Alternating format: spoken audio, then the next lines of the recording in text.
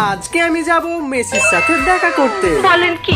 তো সেদিন সকাল সকাল ঘুম থেকে উঠে ফ্রেশ হয়ে নাম না জানা দুটো পিঠে হালকার উপর ঝাপসা করে পেটের চালান করে দিলাম। এরপর একটা কুকুর মারা বন্দুক নিয়ে সোজা চলে গেলাম অফিসে, কেননা আমাদের অফিসের সামনে কিছু কুকুর ঘোরাঘুরি করে তাদেরকেই মারার জন্য।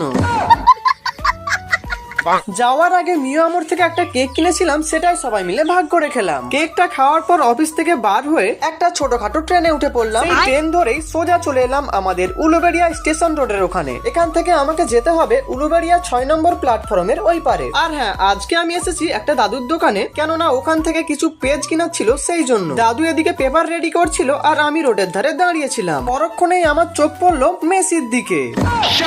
আমার মাফ করে দে হুজুর, আমার ভুল হয়ে গেছে।